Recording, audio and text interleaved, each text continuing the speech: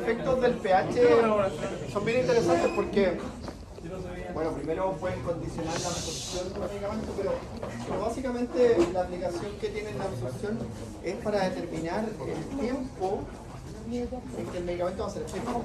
Entonces, yo les decía lo que conversamos un ratito, si tú ves, te tomas una dosis de ibuprofeno, que es un medicamento bueno, que va a hacer un efecto que es conocido, que es antipirético, analgésico. Entonces tú dices, bueno, ibuprofeno versus paracetamol, el tiempo en que me va a hacer efecto por la vía oral, el paracetamol va a ser antes el efecto que el ibuprofeno. Y eso es lo que tú ves también. Tú ves que en los niños, en los adultos, cuando toman paracetamol, el efecto aparece a los 20, a los 30 minutos, en los que hace efecto. ¿Ya? El paracetamol es terrible ese fármaco, porque, bueno, tenemos un 10% de la población a los que no le hace efecto. Si toman paracetamol no le pasa nada. Ya, pero tienen las opciones: ibuprofeno y después los otros AINES. ¿Ya?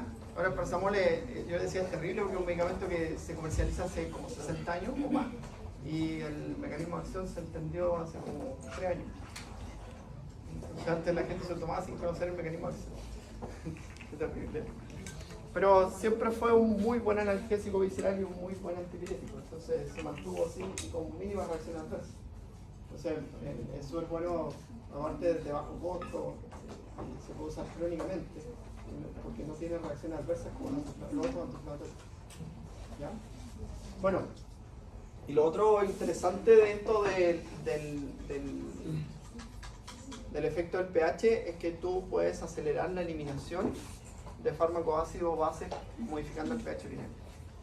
O sea, en una intoxicación con ácidos débiles, si ustedes miran los ácidos débiles, hay harto con los que la gente se puede intoxicar ahí. Entonces, en la intoxicación con ácidos débiles, tú puedes acelerar la eliminación del fármaco alcalinizando el organismo. Entonces, hay, por ejemplo, la teofilina, un compuesto que tiene un margen terapéutico estrecho. ¿Se acuerdan lo que era el margen terapéutico estrecho?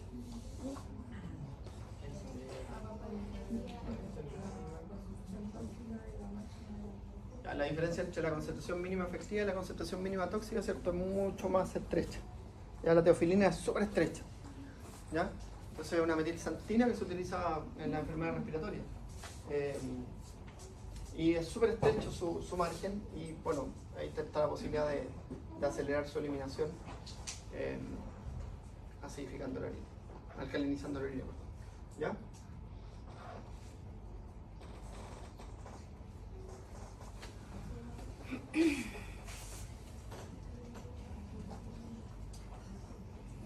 Aquí otra vez interacción fármaco-nutriente con algunos alimentos, ¿cierto?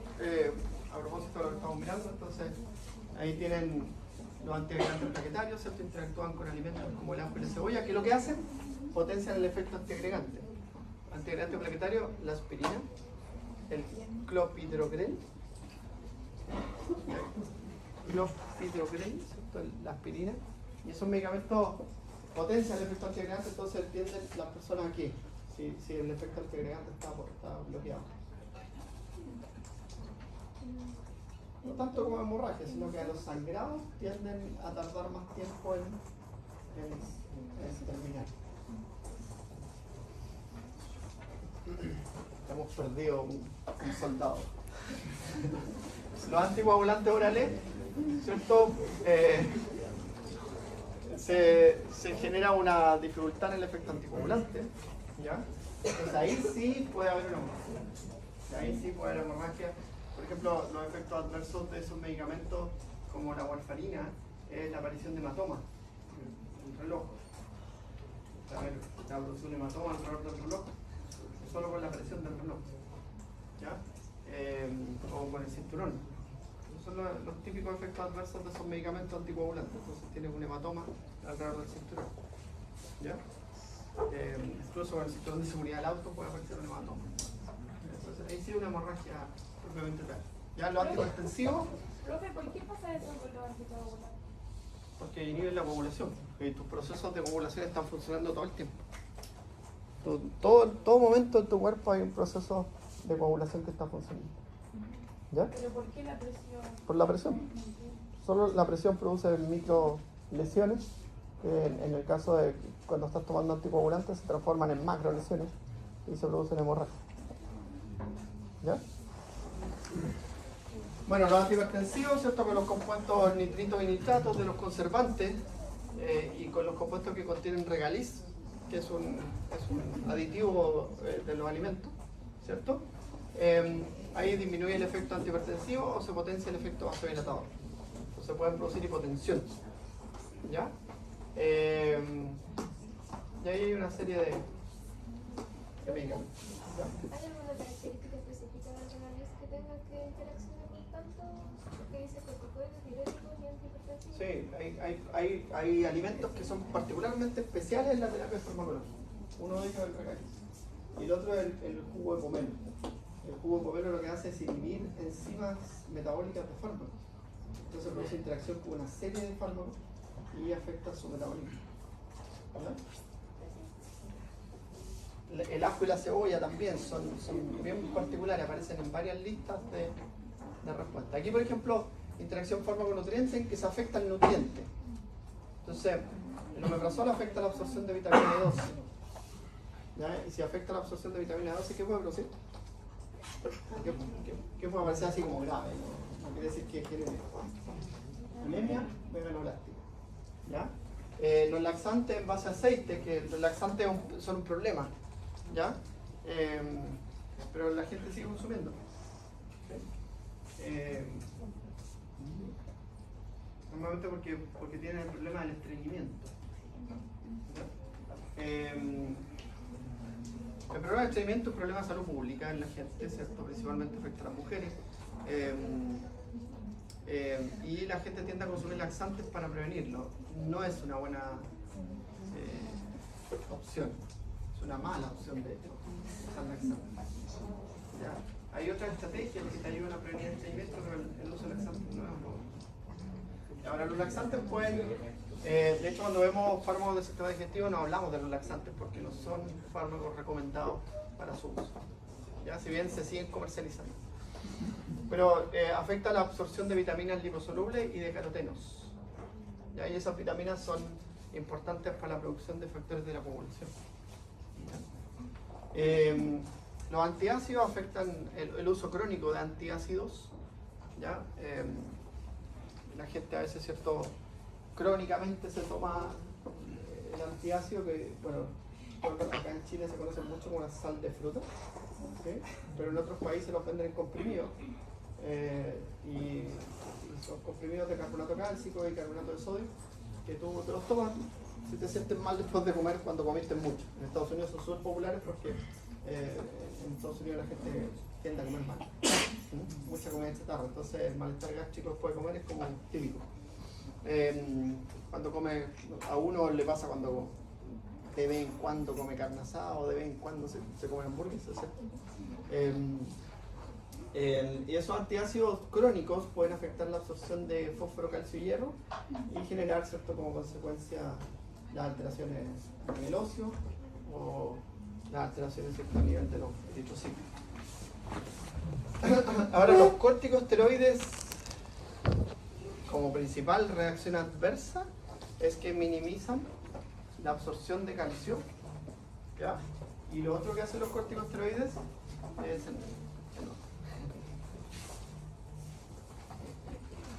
un señor que dice buenos días, Pablo Cole. Entonces, en los corticosteroides, la principal reacción adversa es minimizar la absorción de calcio y favorecer la absorción de calcio, la eliminación de calcio por el riñón. Entonces, la reacción adversa de los corticosteroides puede ser osteoporosis y también la formación de cálculos renales, de oxalato de calcio. ¿Ya? En estas se afectan ambos, ¿cierto? En la absorción de calcio de la leche y en la administración conjunta de la leche con tetraciclina y ciprofloxacino. Se forman, se tiende a la quelación, se forman compuestos precipitados entre la tetraciclina y el calcio, y eso hace que el fármaco no se absorba y el calcio no se absorba. Por eso dice que se afectan ambos. ¿Ya? Ahora, tetraciclina es un antibiótico que se usa poco, Pero la ciprofloxacina es un antibiótico que se usa mucho. ¿Ya? El ciprofloxacino se usa mucho en las infecciones del tracto urinario. Y también lo hace con el levofloxacino. ¿Ya? Entonces esos medicamentos también hay que, ojalá no administrarlo con productos lácteos. El levofloxacino es un antibiótico muy avanzado de su mecanismo de acción.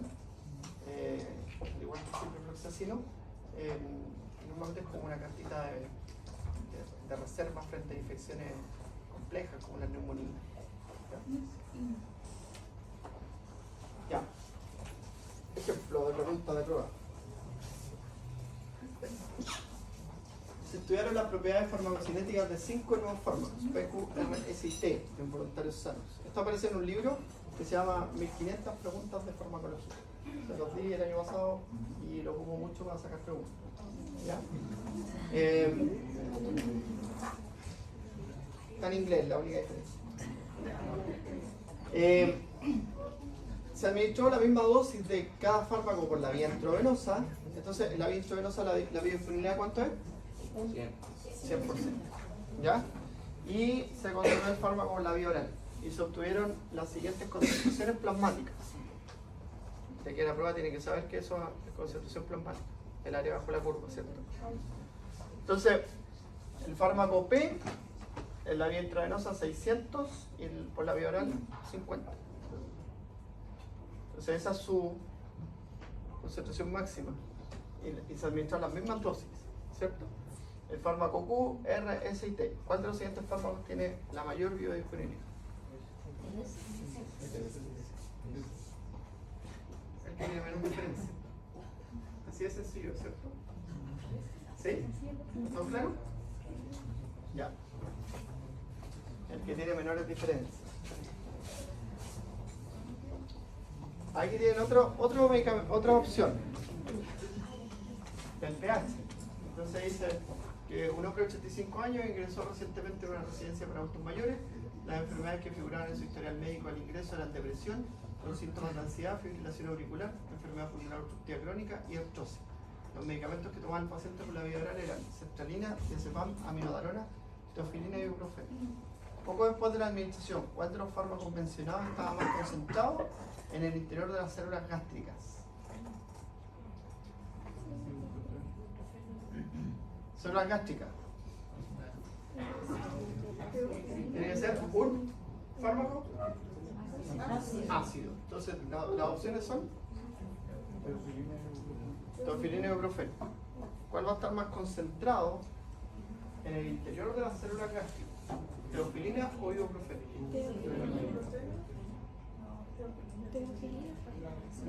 No, ese ibuprofeno no, teofilina. ¿Ibuprofeno o teofilina? Una de dos, pues ya. Ibuprofeno, dicen tú. Ya, ¿qué le va a pasar al ibuprofeno? Se va a absorber, va a entrar a la célula gástrica. ¿Ya? Pero de la célula gástrica a la sangre va a pasar más fácil. Por su pK menor. Entonces se va a mover de la célula gástrica a la sangre más fácil. ¿Sí? En cambio la teofilina, por tener una pK elevada, va a tender a acumularse en la célula gástrica. Se va a entrar a la célula gástrica. Miren, ambos son ácidos. ¿Ya? Ambos son ácidos. Ambos van a entrar a la célula gástrica, ¿cierto? ¿Sí? Pero la pK de uno es de 8,8, si no me equivoco, que es la teofilina. Y la pK del otro es 4,8 del ibuprofeno.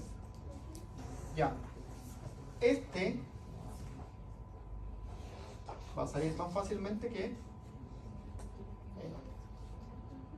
Por lo tanto, ¿quién va a lograr más concentraciones plasmáticas? Perdón, más concentraciones en el enterocito. La teofilina. ¿Ya? Profe, Y ahí el dolor de cabeza de todos. básico, o sea, ¿por qué no podía ser uno básico? ¿Ah? Me perdí en esa parte, ¿por qué no podía ser uno? Porque es la célula gástrica. Entonces los ácidos se absorben mejor en un medio ácido. Ah, ya. ¿Ya? Este. Este le gusta, le encanta. Un hombre de 34 años al que se le diagnosticó recientemente una epilepsia grave ha comenzado el tratamiento con ácido valproico, un fármaco antiepiléptico con una pK de 5. ¿Qué porcentaje del fármaco era probablemente soluble en lípidos en el duodeno del paciente? Suponiendo que el pH del lumen duodenal es de 7.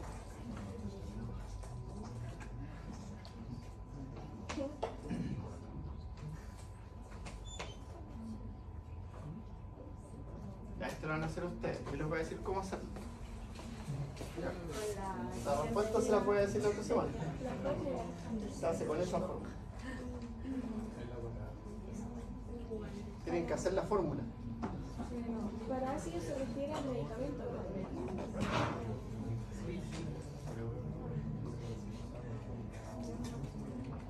O sea, algo ahí tienen que restar. Esos dos valores tienen que restar. Y el resto lo pueden pensar. Entonces, si es un ácido que tiene un pKa más alto, va a pasar más lento la circulación. Si es un ácido y tiene una pK alta, va a pasar más rápido en un medio ácido. ¿Ya? En cambio, si fuera un pKa, porque yo daba que el ejercicio anterior está en el estómago. El estómago es ácido. Entonces, al tener un Pero pKa. pH 7 es ácido. 7.5 ahí cambia el pH, ¿cierto? ¿Ah? 7 es neutro, según tú. Ya. Pero el pH fisiológico del cuerpo es 7 puntos. Ya, y ahí está estas interacciones de fármaco-nutriente y dónde interactúan. Esto lo ven en su casa porque no lo ven aquí. ¿Ya? Entonces ahí dice, por ejemplo,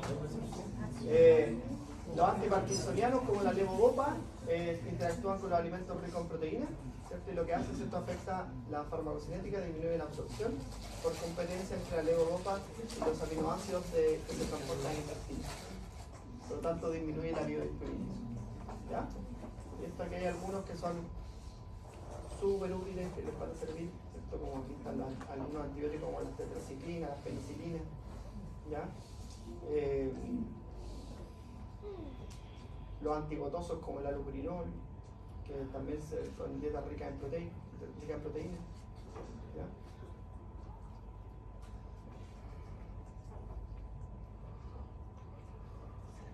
Y ahora sigue liberación y absorción. No, ahora sigue metabolismo.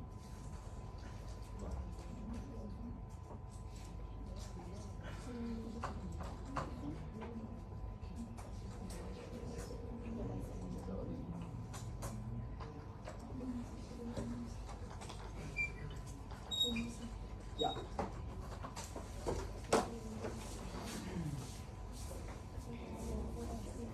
Entonces, metabolismo y transporte de fármacos. ¿Ya? Para seguir estudiando el proceso farmacocinético, esto vamos a mirar ahora qué determina la absorción, la concentración máxima y el periodo de latencia. Entonces, la constante de absorción determina el periodo de latencia y la concentración máxima. ¿Ya? Y obviamente también condiciona el tiempo efectivo del fármaco, porque si la concentración máxima es menor, el tiempo efectivo del fármaco va a ser menor. ¿Ya? Ahora, cuando miramos el metabolismo, nosotros también vamos a determinar la concentración plasmática del fármaco, vamos a ver cómo se mueve. Entonces, tú tienes, por ejemplo, hoy día se ha categorizado individuos como metabolizadores rápidos o metabolizadores lentos, ¿ya? Según su genética, porque aquí tiene mucho que ver la genética. Porque el estándar es que los medicamentos se prueban en pacientes sanos, en pacientes enfermos, ¿cierto? Y que tienen alguna condición. Entonces, en ese estándar, tú tienes el comportamiento de un medicamento promedio en la población. ¿Ya? Ahora, fuera de ese estándar están las variantes génicas, que hoy día se conoce en la población que hay variantes génicas. De hecho, aquí en la región hay problemas con algunas terapias por la influencia étnica. Por ejemplo, con la terapia antidepresiva. Genera un problema la influencia étnica. ¿Ya? La terapia para la dislipidemia genera un problema la influencia étnica. ¿ya? Porque la genética condiciona el funcionamiento de estas enzimas. ¿Ya? Entonces, en los metabolizadores rápidos, normalmente la curva se va a desplazar hacia la izquierda. Entonces, el tiempo efectivo del fármaco va a ser menor. ¿Ya? Por lo tanto, eso puede conllevar a fracaso terapéutico. En los metabolizadores lentos, la curva se va a desplazar hacia la derecha y normalmente tienden a generar muchas más reacciones adversas que porque las dosis se dan seriadas cada cierto tiempo. Entonces, cuando tú tomas la siguiente dosis, la curva no ha bajado lo suficiente, por lo tanto, la segunda dosis va a tener una concentración mayor. Es esto, mira. Si yo consumo un medicamento, ¿cierto?, a intervalo de dosis, voy a tener este comportamiento, ¿sí? Y eso va a generar, ¿cierto?, la estabilidad plasmática del fármaco, ¿ya? Entonces, imagínate que el fármaco no se ha eliminado completamente, entonces a la segunda dosis va a provocar esto. Entonces su concentración máxima va a ser mayor y por lo tanto la posibilidad de reacciones adversas va a ser mayor, ¿ya? Ahora, los medicamentos, la curva está absolutamente condicionada por el metabolismo, ¿cierto? Si consideramos esta curva, entonces aquí tenemos la curva de metabolito eliminado y metabolito en el cuerpo. Y ahora los metabolitos a veces son sustancias activas y generan efectos que pueden ser farmacológicos o no farmacológicos. Hay algunos que producen metabolitos activos como el diazepam, que produce muchos metabolitos activos. De hecho, todos los fármacos, todas las benzodiazepinas son metabolitos del diazepam. O sea, el diazepam es el fármaco que dio origen al clonazepam, al clonazepam, a la ciclobenzaprina, al nordiazepam, al lorazepam, a todos los otros medicamentos que son metabolitos del. Entonces tienen gracia. La gracia es que, por ejemplo, actúan más rápido. La otra gracia es que actúan menos tiempo. Y la otra ventaja es que a veces algunos, como el lorazepam, no se metabolizan. Entonces te sirven para diferentes situaciones. Por ejemplo, el clonazepam te sirve porque es un medicamento que actúa entre 6 a 8 horas. Entonces lo dan como ansiolítico, como inductor del sueño, ¿sí? Y la persona 6 a 8 horas el tiempo que duerme, ¿ya? Entonces para el otro día ya no tiene efecto, ¿ya? Ahora hay que ver ahí, ustedes tienen que ver, porque normalmente no deberían generar somnolencia residual, que es la principal reacción adversa de los benzodiazepinas. Somnolencia residual es que andéis en el día con sueño y eso dificulta tus funciones. No puedes manejar bien, no puedes concentrarte bien, no puedes trabajar bien, ¿ya? Te quedas dormido. No le digas nada. La despierta con los ojos cerrados. Bueno, y entonces ahí es una complejidad, es una complejidad que se transforma en beneficio. O sea, el metabolismo del fármaco, ¿cierto?, da origen a otros fármacos, ¿ya? Bueno, hay otros fármacos que se metabolizan y se convierten en compuestos tóxicos, como el diazepam, como el paracetamol. El paracetamol, una parte del paracetamol se convierte en un compuesto tóxico que nuestro cuerpo lo elimina, porque tenemos las enzimas para eliminarlo, ¿ya? Pero si se sobrepasa la dosis máxima de paracetamol, que son 6 gramos al día, en la dosis máxima de paracetamol, sí, eso puede transformarse en un problema, ¿ya? Una persona con una falla hepática, la dosis máxima ahí disminuiría. Disminuye. Porque ahí tú esperas que el medicamento se metabolice en el hígado como estándar, como promedio de la población, como lo que se ve en los estudios en los ensayos clínicos. Entonces, tú sabes que el medicamento se metaboliza en el hígado. Entonces, si el paciente tiene una cirrosis hepática o una falla hepática, por cualquier causa, es preferible usar otros fármacos. Entonces, por ejemplo, los alcohólicos no se usan otra benzodiazepina que no sea el lorazepam. Pregunta típica del doctor Isabel: ¿cuál benzodiazepina usamos en un paciente con un delirium tremens, ¿cierto?, con una crisis alcohólica? ¿Por qué? Porque ese medicamento no se metaboliza en el hígado.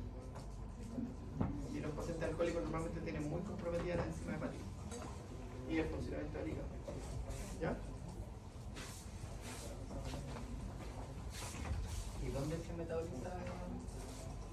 No se metaboliza, se elimina como fármaco activo. Bueno, entonces la biotransformación de medicamento o metabolismo, ¿cierto? Es una opción luego que el fármaco pasó a la circulación. ¿Ya? Ya vamos a hablar de distribución, pero ahora estamos hablando de metabolismo. ¿Ya? Entonces el medicamento que está en la sangre pasa y se metaboliza. ¿Ya?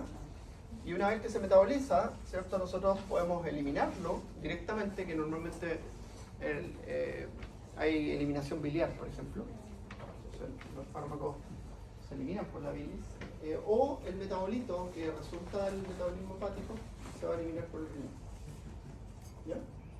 Entonces, por ejemplo, el clonazepam, si no se elimina, se elimina como activo por la orina, ¿cierto? Con un inhibidor de la ADH como el alcohol, ¿por eso genera tantos efectos adversos? No, más bien eso es porque se potencia. El alcohol tiene el mismo mecanismo de acción que las benzodiazepinas. Potencia la sináptica ADH. Entonces se produce un sinergismo. O sea, con alcohol a ti te puede producir, el alcohol te puede producir lo mismo que las benzodiazepinas, un paro cardiorrespiratorio, en altas dosis. Entonces lo que hace es cuando se consume con alcohol las benzodiazepinas, se potencia. Están ahí. Mira, es tan importante que está aquí. Consumo de alcohol con medicamentos. Súper importante. Y hay normas claras de qué fármacos se pueden y no se pueden. Porque eso siempre te pregunta la gente.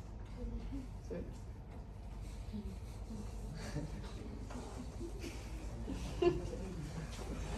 A mí siempre me preguntan. Jorge sabe, los amigos. Ya, es un buen dato saber eso. Ahora, el objetivo general del metabolismo es transformar una molécula hidrofóbica en una molécula hidrofílica y facilitar su eliminación. Eso es.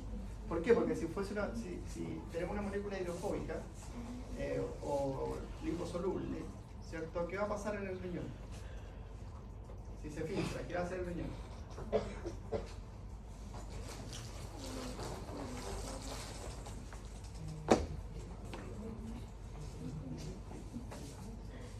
Si una molécula liposoluble se filtra en el riñón, ¿qué le va a pasar después?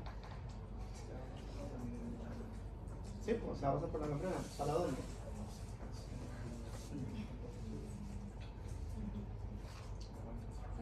De vuelta a la circulación, bien. Ese todo de la emoción. Entonces, las moléculas liposolubles, si tú las filtras en el riñón, las vas a reabsorber y van a estar dando vuelta en tu cuerpo mucho tiempo. ¿Ya? Entonces, la única forma de eliminarlas es biotransformarlas. Y con eso no eliminamos. Entonces, los compuestos liposolubles, ¿cierto? Tienen ese pero. Entonces, el objetivo general que aparece arriba, ¿cierto? Es convertir una molécula hidrofóbica en una molécula hidrofílica y facilitar su eliminación. Ya, ahora, las sustancias hidrofílicas, los fármacos hidrosolubles, tienen ese pero también, que se eliminan más rápido y actúan menos tiempo. ¿Ya? En cambio, los liposolubles tienden a actuar más tiempo. Bueno, ¿qué se hace en el metabolismo? Hay dos fases del metabolismo, pero no es que, y se lo aclaro inmediatamente, no es que tenga que el fármaco sufrir fase 1 y después fase 2. ¿Ya? A veces solo sufre en fase 2, y a veces solo sufre en fase 1, y a veces no sufre en ninguna de las dos. Como el litio, por ejemplo, que no se metaboliza. ¿Ya? Entonces, fase 1 son reacciones que buscan fragmentar el compuesto y convertirlo en metabolitos. Entonces, eso puede dar origen a un fármaco, en los profármacos. ¿Ya? El omeprazol es un profármaco. Entonces, el compuesto activo del omeprazol no se llama omeprazol. ¿Sí? Se llama S-tiopurinol. Y es el que se une a los canales de potasio. Entonces, se tiene que metabolizar para convertirse en eso. ¿Ya? El tramadol, por ejemplo, todos conocen el tramadol. El mecanismo de acción es, ¿qué es lo que es el tramadol? Es un analgésico de acción espinal. Su mecanismo de acción es inhibir la recaptación de adrenalina y noradrenalina, y serotonina a nivel espinal. Ese es su mecanismo de acción. Pero cuando se metaboliza, se forma un compuesto que se llama M1, y que tiene afinidad por los receptores opioides. Entonces tiene cierto efecto analgésico opioide leve, con una eficacia baja. ¿Ya? Y eso es lo que genera las reacciones adversas, lamentablemente, porque eso produce todos los efectos adversos del tramadol, que son hipotensión, náusea, vómito, que es más bien el efecto opioide. Y algunas personas producen más de ese metabolito y otras menos de ese metabolito, entonces las que producen más se marca más la reacción adversa y en las que producen menos se marca menos la reacción adversa. ¿Ya? Entonces, incluso es tan importante eso que hay asociaciones de paracetamol con antinauseosos, ¿ya? Como la domperidona y la metoclopramida, para evitar las reacciones adversas, porque es un fármaco, la gracia que tiene el tramadol, que es un fármaco con una potencia analgésica elevada, ¿ya? Que tú lo puedes prescribir. Porque los otros fármacos que tienen una analgesia elevada tú no los puedes prescribir. La morfina, el fentanilo, la nalbufina. No los puedes prescribir, no se los puedes ni siquiera pasar para que alguien se lo inyecte en la casa. Son de uso intrahospitalario exclusivo y reguladísimo. ¿Ya? Bueno, las reacciones fase 1 son reacciones entonces que fermentan el compuesto de metabolitos. ¿Cuáles son esas reacciones? Oxidación, reducción, hidrólisis e hidratación. ¿Ya? En definitiva, la molécula grande se rompe en moléculas más pequeñitas. ¿Ya? Eso da origen a metabolitos intermedios que pueden ser ciertos reactivos, que pueden tener una acción farmacológica o pueden tener una acción tóxica. ¿Ya? Y pueden dar también origen a metabolitos de excreción, que son metabolitos que no tienen ninguna función. ¿Ya? La reacción de fase 2 son reacciones de conjugación. O sea, el fármaco se conjuga con un grupo químico, ¿ya? Y se transforma en una molécula grande que normalmente se elimina por la bilis. ¿Ya? Y ahí tenemos la reacción de sulfatación, la glucuronidación, la acetilación, la conjugación con glutatión, la conjugación con aminoácidos y la metilación. Entonces, para eso hay una enzima que transfiere el grupo químico. Entonces, la acetiltransferasa que transfiere el grupo acetilo y acetilalfa. La metiltransferasa que transfiere el grupo metilo y metilalfa. ¿Ya?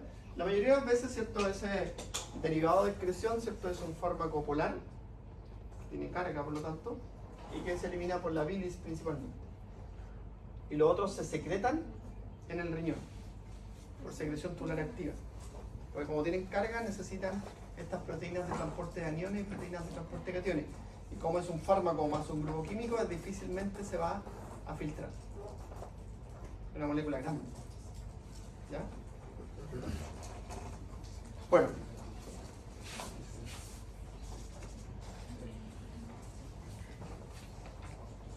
A veces, ¿cierto? Tenemos la siguiente situación. La inducción enzimática y la inhibición enzimática.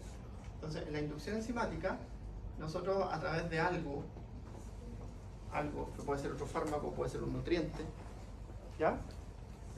Podemos acelerar la función enzimática, ¿ya?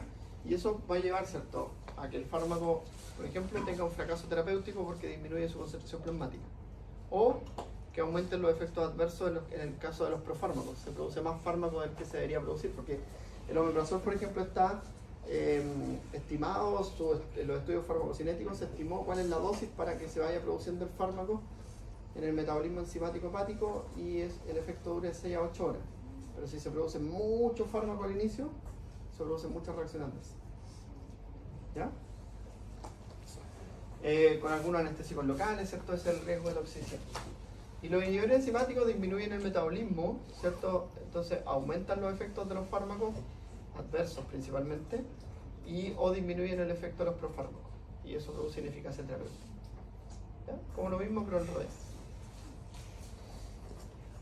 Entonces, en la inducción enzimática, ¿cierto? Hay compuestos que aumentan la función enzimática, ¿ya? Y ahí la pregunta es si el metabolito es activo o inactivo. Si el metabolito es inactivo, ¿cierto? Eso va a generar que el fármaco se elimine más rápido y el efecto dure menos. ¿Ya? Y Si el metabolito es activo, ¿cierto? Va a generar muchas reacciones adversas. ¿Ya? Ahí, ¿cuáles son los ejemplos de inactivación enzimática o inducción enzimática? Las CIP, los fármacos del sistema digestivo que tienden a actuar sobre la CYP3A4, que es una enzima que vamos a analizar un ratito más, ¿cierto? Que metaboliza una gran cantidad de fármacos.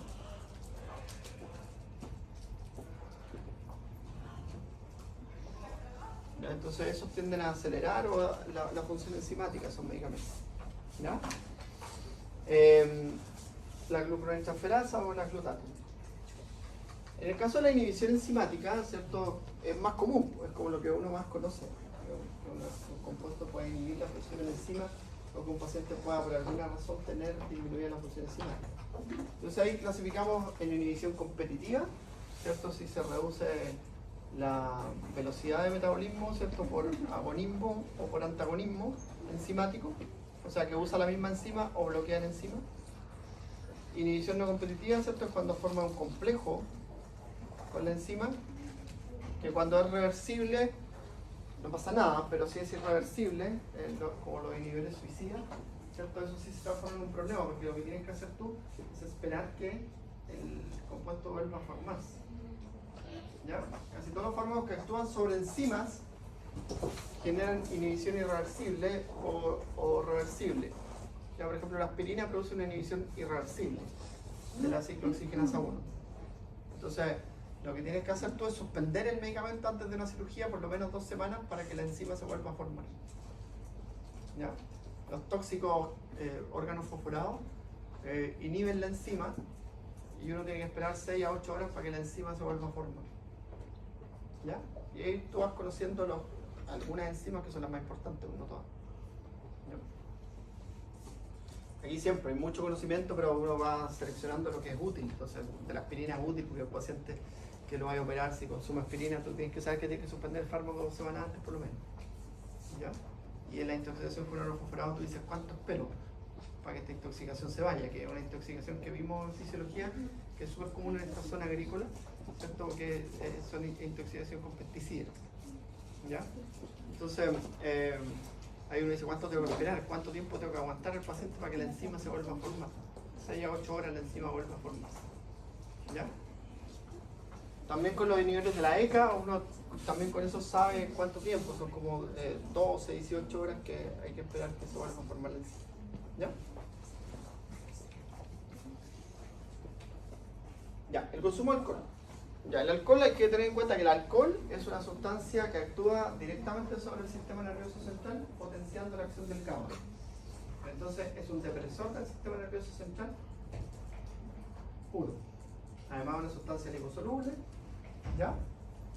Y por lo tanto, ¿cierto? Va a afectar la acción de múltiples medicamentos por varios caminos, pero el principal es ese. ¿Ya? El otro camino por el cual puede afectar, que normalmente el consumo crónico de alcohol genera un cambio del patrón enzimático del hígado. ¿Ya? Que los pacientes tienen sobreexpresadas las enzimas metabólicas del alcohol y normalmente eso hace que tengan superexpresadas otras enzimas. ¿Ya? Entonces, mira, el paciente que consume alcohol de forma crónica, ¿cierto? Hay inducción enzimática de la enzima hepática, ¿ya? Y eso va a generar una disminución de la actividad de algunos fármacos, como la warfarina, que es un anticoagulante. ¿Ya? Entonces normalmente consumen anticoagulantes las personas que tienden a una posibilidad aumentada de formar trombos. Ya no es lo mismo que tomar aspirina, que es un antiagregante plaquetario, sino que esta es una enfermedad protrombótica ya diagnosticada. Ahí llegan a consumir warfarina. Entonces, en ellos la posibilidad de formar trombos, si consumen alcohol, va a ser mayor. ¿Ya? Y a eso se refiere esto. En los hipoglicemiantes orales, el problema va a ser que no van a poder controlar su diabetes. No van a poder controlar su diabetes. Entonces va a ser muy difícil controlar los niveles de glucosa. Llevarlo a la normoglicemia, que es lo que tú quieres llevarlo. Tú al diabético quieres llevarlo a los 180 miligramos por decilitro de glucosa. Y para eso estás dándole medicamentos, actividad física, dieta, ¿sí? Pero si consume alcohol, va a ser un problema. ¿Ya? Bueno, normalmente se necesitan más dosis y lo que ocurre, ¿cierto? Principalmente es que se producen más reacciones adversas en esa situación. Obviamente no le vamos a dar más dosis a los pacientes que ya tienen una cirrosis instaurada. En el consumo agudo, la interacción más importante es con las benzodiazepinas, y ahí tengan cuidado.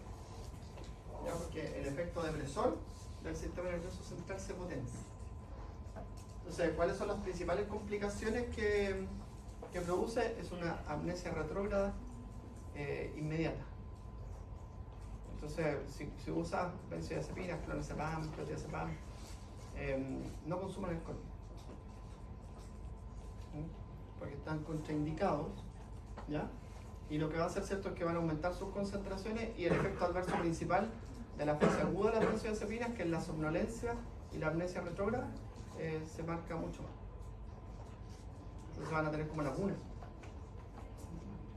Se van a acordar del último, que estuvieron tomando el medicamento, o sea, que estuvieron tomando un traguito, y de ahí hay harto rato que no se acuerdan. Eso se llama amnesia retrógrada. Y eso es un problema. Ya. Ahora, de los otros medicamentos, ¿cierto? El fenobarbital, la fenitoína, el problema va a ser que va a incrementar también el efecto inhibitorio de sus compuestos. ¿Ya? No es que el paciente vaya a tener más posibilidades de desarrollar convulsiones. ¿Ya? Lo que hace, ¿cierto? Se va a estar el efecto farmacológico se va a prolongar y vamos a tener más reacciones adversas. ¿Ya?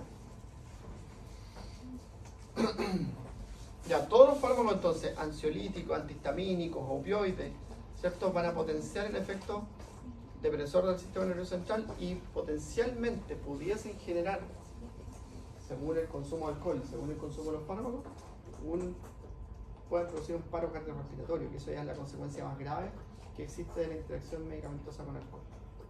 ¿Ya? Bueno, ahí están, ¿cierto?, algunos medicamentos, ¿cierto?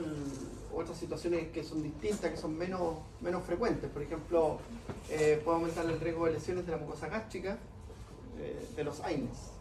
Entonces tú estás consumiendo antiinflamatorio y si consumes alcohol y tienes un malestar gástrico, es como frecuente. Porque el alcohol es un irritante directo de la mucosa gástrica, y los antiinflamatorios lo que hacen es bloquear los mecanismos protectores de la mucosa gástrica, por eso producen problemas gástricos. Las prostaglandinas tú las tienes para que tu estómago secrete moco citoprotector, ¿sí? Y si tú le quitas las prostaglandinas, el estómago deja de producir ese muco citoprotector, y entonces aumenta la posibilidad de producir úlceras. ¿Ya? Entonces el alcohol es un irritante directo, y con AINES se potencia el efecto para producir úlceras. ¿Ya? El paracetamol, ¿cierto?, incrementa el nivel tóxico a nivel hepático del fármaco. Recuerden que el paracetamol producía un metabolito tóxico que nosotros lo neutralizamos, pero con el consumo conjunto con el alcohol aumenta el riesgo de toxicidad hepática. ¿Ya? Ahora, el metabolito tóxico produce necrosis hepática. No es que aturda las células hepáticas ni nada, sino que produce necrosis centrolobulillar hepática. ¿Ya? O sea, los lobulillos hepáticos se empiezan a morir. Bueno,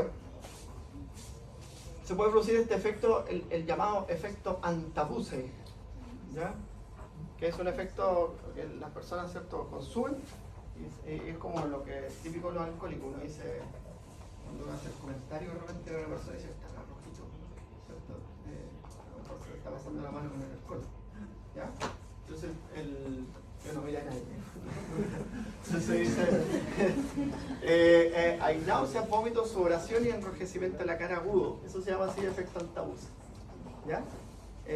Y eso ocurre, ¿cierto?, cuando se conjugan algunos medicamentos con algunas cefalosporinas, por ejemplo, que son los antibióticos que la gente siempre te dice, estoy tomando un antibiótico, ¿puedo tomar? ¿Ya? Algún chaguito. Las cefalosporinas son complejas para eso, y toda la familia, aquí aparecen algunas, pero todas las cefalosporinas, de primera, de segunda, de tercera y de cuarta generación, no se pueden, o es preferible no administrarla en conjunto con alcohol, porque pueden producir el efecto Antabuse. ¿Ya? Y también, ¿cierto? Ahora, mira lo último, la paradoja total, que la ingesta adecuada de alcohol puede mejorar la respuesta a los antihipertensivos. ¿Por qué? Porque el alcohol es un vasodilatador, finalmente. ¿Ya? Ahora, no se les pase a mano así con eso. Ya, ahora con estos medicamentos que aparecen aquí, el ketoconazol es un antifúngico. La principal reacción adversa de los antifúngicos es la insuficiencia hepática. O sea, la principal reacción adversa que pueden generar insuficiencia hepática. Entonces, ketoconazol y traconazol orales, ya no los que se ponen pomadas, los orales, la principal reacción adversa es que pueden producir insuficiencia hepática. Entonces, no hay que mezclarlos con alcohol, porque si no aumentamos la posibilidad de producir insuficiencia hepática. ¿Ya? Metronidazol y otros medicamentos, ¿cierto? Como el disulfiram, ¿cierto? Que son medicamentos que esos medicamentos lo usan para una cosa que es bien entendible, ¿cierto? Que es para el control del acné. ¿Ya? Entonces, los medicamentos también para el control del acné son un problema para la función hepática y que normalmente se dan en jóvenes, y a eso sí que tenéis que explicarle que no pueden consumir alcohol, entre otras cosas, porque tampoco pueden hacer ejercicio, tampoco pueden pasar periodos de deshidratación severos. Si tienen una diarrea o vómitos, tienen que suspender la terapia, porque eso sí que están al límite los antibióticos que se utilizan para tratar y para controlar el acné. ¿Ya? Entonces ahí ustedes tienen que explicarle muy bien a esas personas que les van a prescribir esos medicamentos que existe un tratamiento farmacológico, pero es muy riesgoso, ¿sí? Y que lo va a limitar bastante en estas cosas. ¿Ya? Ahora es entendible, porque cuando en las personas jóvenes es súper importante eso, el cómo te ves, ¿cierto? Profesor, Sí. en torno al acné, ¿cuál es la diferencia entre este tipo de antibiótico y la isotretinoína? Porque es igual, se usa para el tratamiento de acné y otras patologías igual asociadas a... Sí, pero ese es un medicamento que finalmente ¿qué es lo que hace? Barre, que Disminuye la secreción de las glándulas, básicamente, pero también tiene un efecto antibiótico sobre las bacterias de la microbioma de la piel. Entonces, también tiene un efecto, y ese es el principal, que tiene este efecto hepatotóxico. Entonces, la consecuencia más compleja es que puede producir insuficiencia hepática grave. ¿Sí? Doctor, usted mencionó que los antifúngicos generan una reacción adversa con el alcohol. ¿Cuál era eso? Hepatitis. Hepatitis fulminante. O una hepatitis en distintos grados, pero casi siempre una hepatitis grave. Los antifúngicos. Ya que los antifúngicos lo usan para tratar la onicomicosis, ¿cierto? Que son las micosis de las uñas, ¿sí? O también de la piel algunas veces. ¿Sí? Algunos lo usan para tratar la caspa en algunas situaciones. Ya. Ahora los antifúngicos son medicamentos que se toman una vez a la semana, no sé si uno los ve, como que algo raro tienen porque se toman como una vez a la semana, después se hace el tratamiento local. Por ejemplo, cuando lo usan para la caspa, hacen un tratamiento con unos champús especiales y toman un comprimido una vez a la semana por 2 veces y después al mes siguiente y así, como un tratamiento largo. ¿Ya? Bueno, ahí están las interacciones más importantes. ¿Ya? Entonces, por ejemplo, la fenitoína, que es un anticonvulsivante, no es que vaya a tener más convulsiones, sino que aumenta la toxicidad de la fenitoína. ¿Ya? Y esta, si ustedes hacen clic aquí, en esta página, ahí aparecen, ¿cierto?, las indicaciones de todos los medicamentos. Vamos a ver.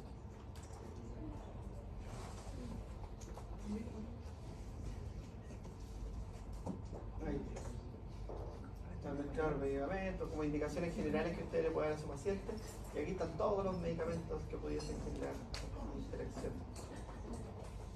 Entonces ahí están los antiinflamatorios, la warfarina, los del colesterol. Estos sí que son por feos los que toman esto. ¿Sí? Entonces uno dice, mire, colesterol alto, si tomo rosuvastatina puede producir daño hepático, enrojecimiento del rostro, ¿ya? Aumento de hemorragias estomacales. Hay algunos medicamentos que, por ejemplo, para el escozor el niacin te puede servir, pero es mejor. ¿Ya?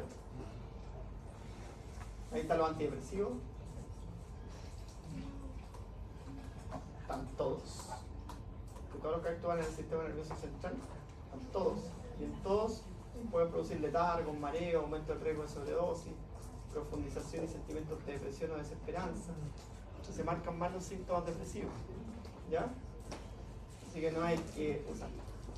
Y con los imados es particularmente grave porque ahí produce intoxicación por tiramina. El vino tinto, que tiene tiramina. ¿Ya?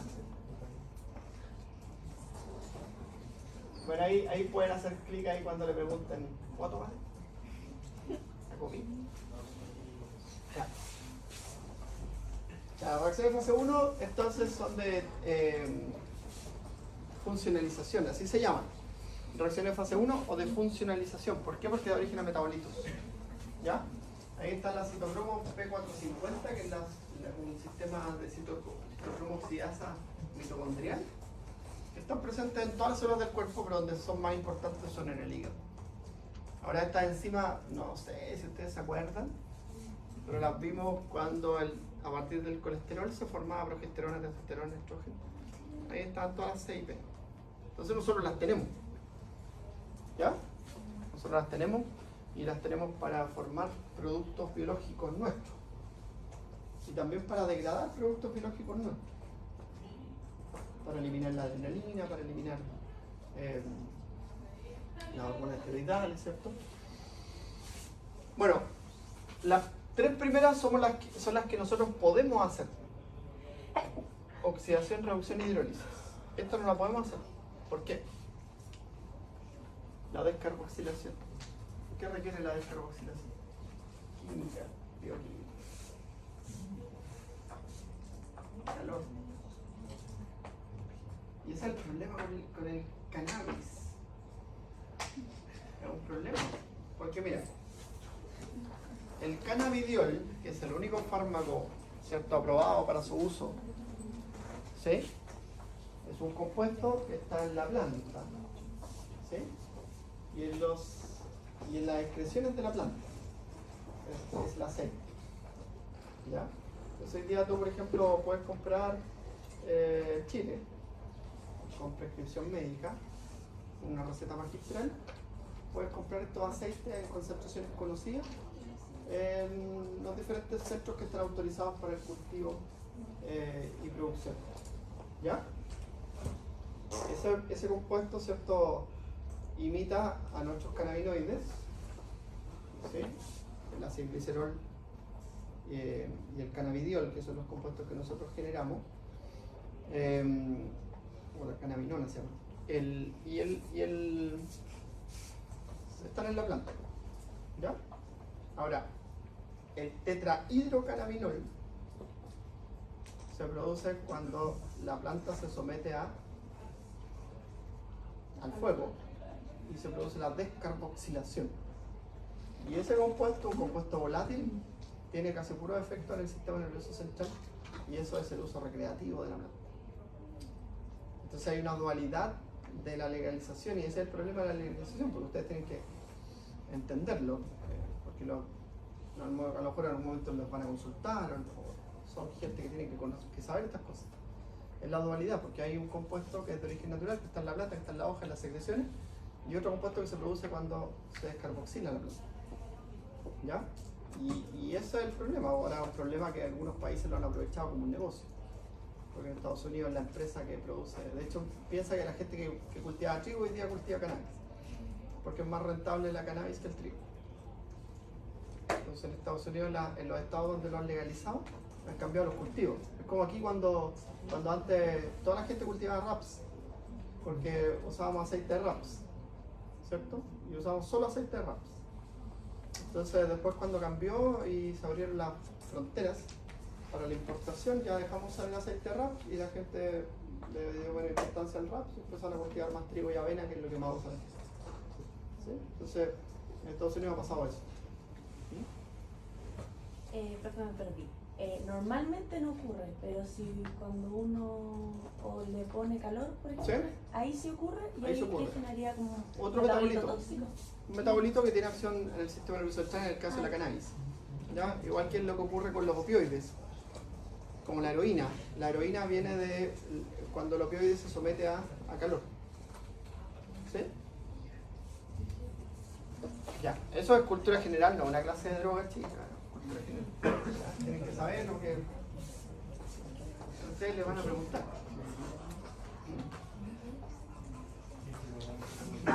Siempre alguien que molesta al compañero. Reflejo, efecto espejo. Veo en el otro mis defectos, ¿cierto? Ya, las CIP, ¿cuáles son las más comunes? Porque aquí no es que tengamos que aprendernos todas, sino que nos vamos a aprender las más comunes.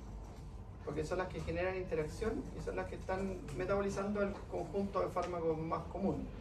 La CIP2D6, CIP3A4 que lo teníamos ahí, CIP3A4, CIP2D6 y la CIP3A4A9. ¿Ya? Esas son las tres más comunes. Esas son las que nos vamos a aprender. Porque en esas tres están agrupadas las principales familias farmacológicas. ¿Ya? Bueno, ahí tienen, por ejemplo, estos dos alimentos que son bien interesantes. Jugo de pomelo puede alterar ciertos enzimas de la citocromo P450, ¿ya? Y puede producir cierto, un menor metabolismo de una serie de medicamentos. Ahora los más complejos son los antiarrítmicos, son los más complejos, los antagonistas de calcio, los antihistamínicos, que hay mucha gente que consume antihistamínicos de forma crónica, ¿cierto? Aquí debe haber un par. La levocetiricina, cetiricina. Y cisaprida, un fármaco del sistema digestivo, ¿ya? Y la carbamazepina, que es el más complicado, diría yo, de este grupo, porque la carbamazepina es un antiepiléptico. ¿Ya? Entonces el jugo de pomelo puede inhibir el metabolismo enzimático de esos fármacos y puede exacerbar sus reacciones adversas, que inhiben el metabolismo enzimático. ¿Ya? Y la soya también inhibe algunas formas de citocromo P450, y eso va a afectar, por ejemplo, al metabolismo de la fenitoína, de los antiinflamatorios, de la warfarina y del Zafir-Lucas. Entonces lo que va a ocurrir es que vamos a tener más reacciones adversas. Los Lucas, no es el Lucas. Los Lucas son unos medicamentos que lo que hacen es inhiben al receptor de leucotriena y se usan para el tratamiento del hambre. El Zafir-Lucas, el Montelukast y otro más, pero esos son los más comunes. Bueno, entonces, ¿qué es lo que vamos a tener con esto? Más reacciones adversas. Ya no es que no hagan efecto, no es lo mismo que la interacción en la absorción. La interacción en el metabolismo lo que hace, ¿cierto?, es que el fármaco, a menos que sea un inductor enzimático, ¿ya? Estos son inhibidores, ambos son inhibidores enzimáticos. ¿Y la soya es frecuente no consumirla? Sí. Antes uno la comía china, ¿no? Pero ahora hay el sushi. A todos lados hay un local de sushi. Y a todo el mundo le gusta el sushi.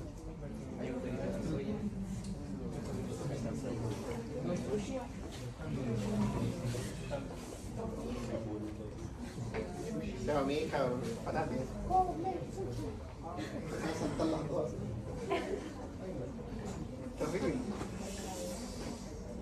Bueno, reacciones fase 1, el ejemplo ahí son los inhibidores de la bomba de protones, eso significa la sigla IBP. Esomeprazol, pantoprazol, rabeprazol y lansoprazol. ¿Ya? Ven ustedes que al metabolizarse, se metabolizan principalmente por CYP3A4, que es la que se repite en todos. CYP3A4, que es la misma que metaboliza todos los fármacos del sistema digestivo. Entonces va a producir interacción con todos los fármacos del sistema digestivo. Y es la misma que metaboliza las benzodiazepinas y algunos fármacos del sistema nervioso central, pero principalmente las benzodiazepinas. ¿Ya? Entonces, produce interacción. Ya hay distintos compuestos de estos, cuando veamos esto, yo les muestro un estudio clínico que se hizo multicéntrico que demuestra que estos medicamentos no tienen ninguna diferencia entre ellos, excepto el precio. ¿Ya? Entonces el omeprazol, el esomeprazol, el lansoprazol son básicamente iguales. Ahora la única ventaja que tiene el esomeprazol es que tiende a generar un efecto más rápido en semanas, porque estos medicamentos no regulan la acidez gástrica de un día para otro o en el momento. ¿Ya? Entonces no es correcto tomarse un omeprazol cuando tengo un malestar gástrico. ¿Ya? Esto genera una regulación a largo plazo y normalmente el omeprazol hace efecto a la segunda, tercera semana, en cambio el esomeprazol se ha visto que hace efecto a la segunda semana. Esa es la única diferencia que tiene. ¿Ya? Profe, pero entonces tomar lansoprazol o omeprazol para la... Da lo mismo. Pero no hay ninguna diferencia No. que uno va a ser como menos No, tóxico para no. el cuerpo. No, ninguna. El efecto terapéutico, el efecto benéfico es el mismo. El precio es la complejidad. Entonces el esomeprazol es harto más caro que el omeprazol. ¿Ya? Pero no tiene como ninguna... ¿No? Ahora, tienen diferencia entre ellos en el tiempo de acción, eso sí. Unos actúan más tiempo, otros actúan menos tiempo, pero en la eficacia es la misma. Bueno, aquí están las tres principales enzimas, 6B2D6, 6B2C9, 6B3A4, y básicamente veremos esta tabla por dos cosas. La primera, por cuál es el sustrato. Entonces 6B2D6 es el que estudiamos a los que nos gustan los fármacos del sistema nervioso para controlar los estados de ánimo, antidepresivos, antipsicóticos, estabilizadores del ánimo, fármacos para los trastornos bipolares, ¿sí? Todos son metabolizados por 6B2D6 y hay muchos estudios de la variabilidad de la respuesta a fármacos producto de mutaciones de 6B2D6 que son súper famosas. ¿Ya? De hecho, hay un laboratorio en Chile que hace el perfil genético de 6B2D6 de las personas. Entonces los mandáis y te hace el perfil genético de una persona. ¿Ya? Bueno, eso hemos estado tratando de levantar hace tiempo. Aquí hay otras complicaciones respecto a la investigación. Van a haber cambios en el corto plazo, que eso es bueno. Y vamos a poder desarrollar estos proyectos. Tenemos yo con un proyecto con la UFRO, con eso, con el doctor Isamín, que le hace psiquiatría, que le va a hacer las clases, que lo tenemos así como bien parado por falta de financiamiento. Ese es el punto. Los estudios genéticos son caros, se necesita plata. Ahora, 6B2C9, la ventaja de 6B2C9 es que aquí todos los fármacos antiinflamatorios son metabolizados por 6B2C9, así tienen que aprenderse la enzima, como se las estoy explicando yo ahora. Entonces, 6B2C9, todos los fármacos antiinflamatorios no esteroidales. ¿Cuáles son los no esteroidales? Diclofenaco, ketoprofeno, paracetamol, ibuprofeno, naproxeno, celecoxib, robecoxib, valdecoxib. ¿Sí? Bueno, y esos están ahí en este grupo. ¿Ya? 6B3A4, los fármacos del sistema digestivo, las benzodiazepinas, ¿ya? Los antirretrovirales,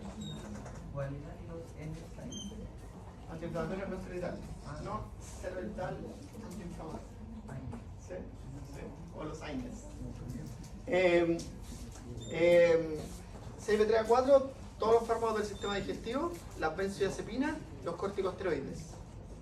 Entonces tienden a interactuar entre ellos cuando se dan fármacos que se metabolizan por esa vía. ¿Ya? Yo pienso que va a ser tiempo hablando. Vamos, la otra semana explicamos esto, ¿ya? ¿Nos pasó volando el tiempo?